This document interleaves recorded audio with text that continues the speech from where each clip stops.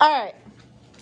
So today we're going to do this Chateliers principle. So when we have a system at equilibrium, tell me the two things that you know already. If it's at equilibrium, what can you tell me about the rate? The rate of the forward and the rate of the reverse. Equal. They're equal. They're the same because you're at equilibrium. How do you pronounce that word? Chateliers principle. And the other thing that you know, if it's at equilibrium, is the concentrations remain constant, okay? This is the explanation for how equilibrium could shift. Before we start, everyone has played the Wii, right? Yeah. You know the Wii Fit board? Yeah. Okay. I have. If you can understand this, I promise it will go so much easier. So, I'm standing on the Wii Fit board. Do you remember the balance test? It was in the Wii Fit test. You had to go like this. You couldn't move. There was a little red circle in the middle, and it measured like this. Don't move, don't move, don't move, don't move. And if you were good at it, it stayed exactly right in the middle. If you're like, you were off. Like if you do this, you're going to fail the test immediately because that little red circle goes out of the middle. So you had to stay perfect, okay? So I'm really good at this. Justin doesn't like that I'm good at it. He throws his backpack on this shoulder. What do I have to do? What do I have to do? I have to go away from where he added it. Wherever you add a stress, so think of it like this. In the middle, I'm now balanced. This is the reactant side. This is the product side. If I'm at equilibrium, I'm totally balanced on my Wii Fit board, right? Justin adds the backpack. You know this. The only way I'm going to get back to equilibrium is if I shift away from where it was added, back to equilibrium. So this is going to be all about take a reaction at equilibrium, add something to it, and how will it adjust, all right? So write down the first part. Reactions at equilibrium will shift and favor one reaction over the other to get back to equilibrium. It should say when there's a stress. We're going to talk about the three things that could cause it to get off of equilibrium.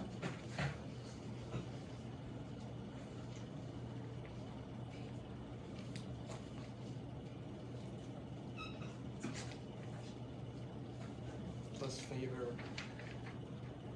And favor one reaction over the other to get back to equilibrium. Yeah.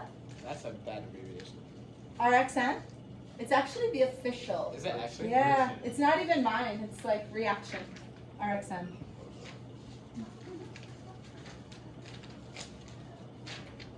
So reactions at equilibrium, when there's a stress, they're going to shift and favor one reaction over the other until they get back to equilibrium. All right, you tell me, what do you think the three things that are going to throw off equilibrium are? What could you do? Wait. Weight? Heat. Mass. It's a chemical reaction though. Pressure. Pressure. Temperature. Temperature. Concentration. Concentration. Yep, those are the three stresses. So, three factors that can shift equilibrium.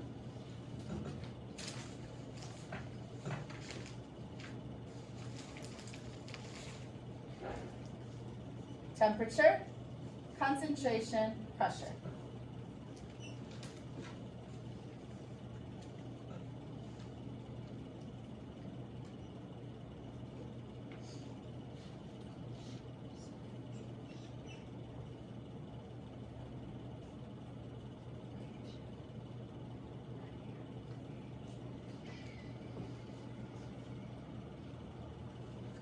All right, there's some basic rules.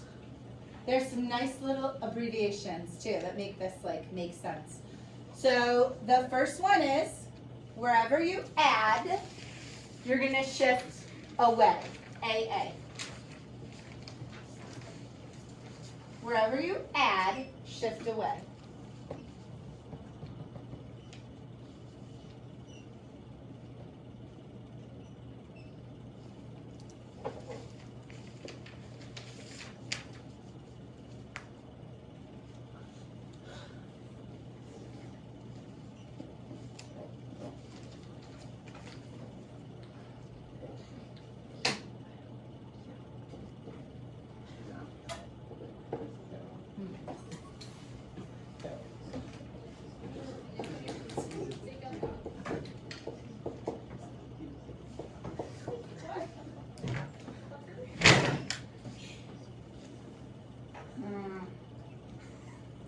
up my video.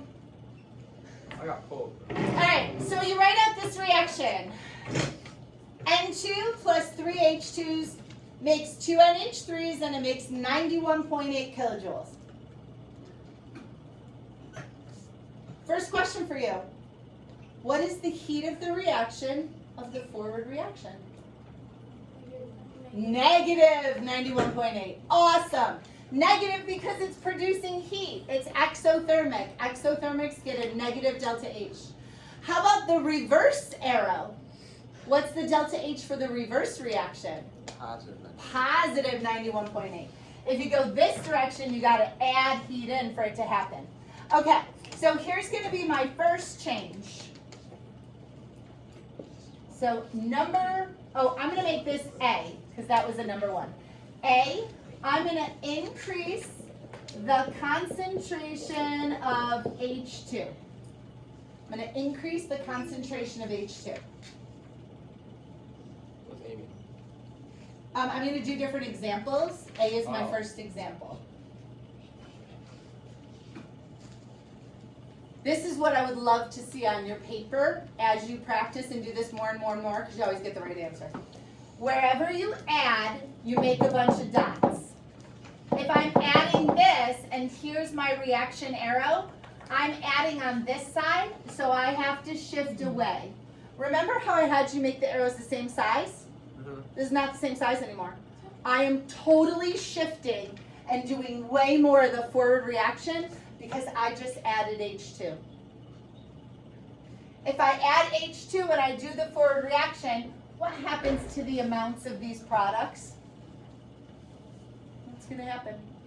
Are they going to go up or down? Up, I'm making them. These will go up. What happens to these two? They will go down. So dots, arrows, ups, and downs. You'll be able to answer every question. Here are the typical questions. 3 of them.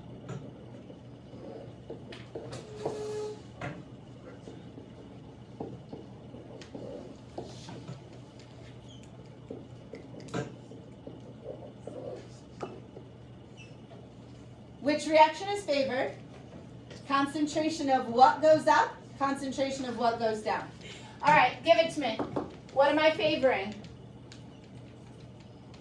Is that forward or reverse? Forward. Forward. Favoring the forward reaction. What goes up?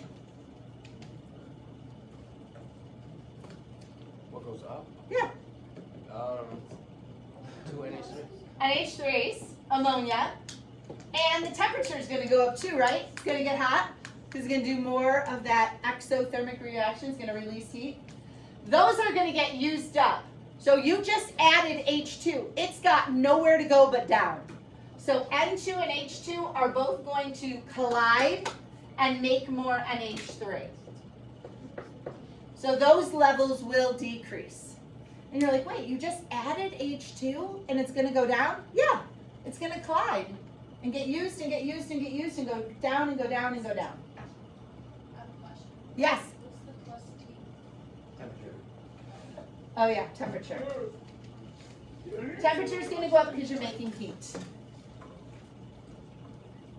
All right, when everyone has it, I'm going to erase A and do B underneath it. I know you can't erase, but it just makes it easier because my formula is right there. So does everyone have it? Yes. Okay. So let me just go like this real fast. All right. Now, what if this will be my B. What if I increase the temperature? I'm going to have the same questions every single time. Favors which reaction? Concentration of what will go up? Concentration of what will go down? I'm going to increase the temperature. Going to be backwards. Yeah. Do your dots. Look at where you're at. There's your arrows, so I'm on the product side. So if I add this, I'm going to shift, and I'm going to do way more of the reverse reaction.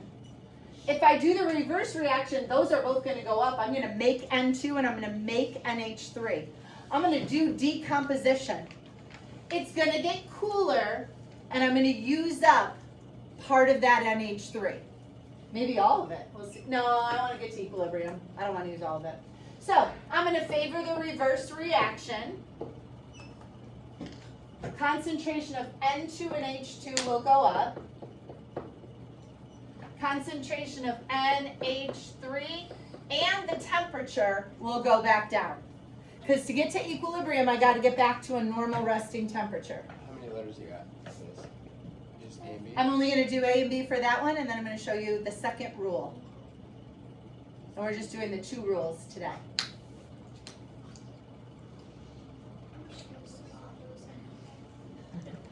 Not a lot, I only do one example of it. All right, do not write this one down, but this is just a little mind break in the middle, just to make sure that you're getting it. At my house, there is a balance between cookies and cookie ingredients.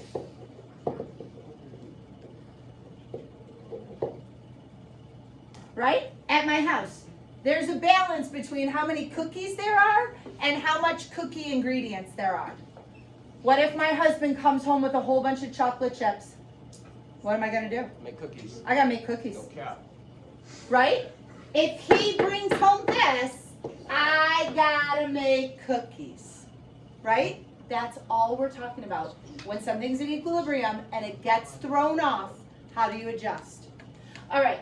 Now I'm going to give you the next rule, the next example. My kids' friends come over. More cookies. What did they do? Oh. They ate those. Oh. What do I have to do? You gotta make more. I got to make more. So we already did wherever you add, you will shift away. This is another, instead of AA, this one's TT. Wherever you take, you will need to move towards. The kids come, they eat the cookies. I'm no longer at equilibrium. I got to start baking. To get back to equilibrium, I got to do more of this reaction so I get back to my nice balance. All right, so here's rule number 2.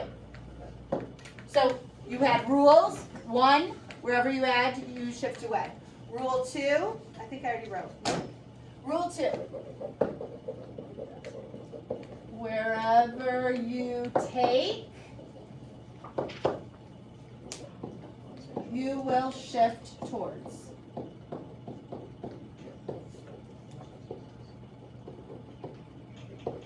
I'm going to grab table I, come up with an easy example to write. So let's do C plus oxygen makes CO2. Oh, let me look up the delta H. Oh, it's going to make 393.5 kilojoules.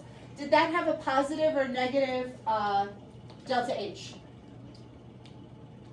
Look where I wrote it. Negative.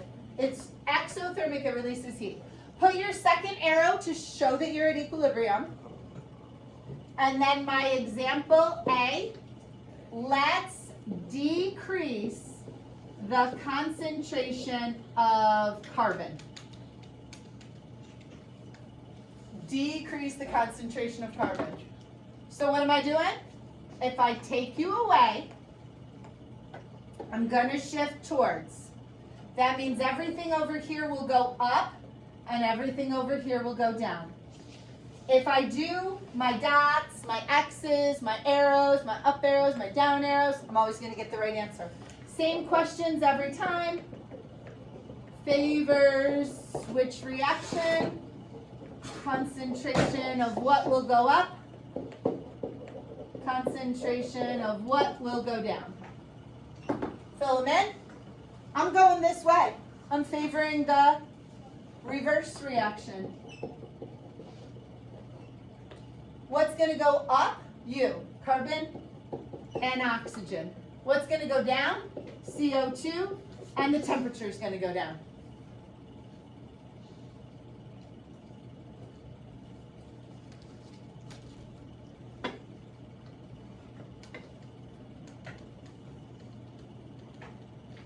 All right, those are all of the basics. You are now going to do the practice.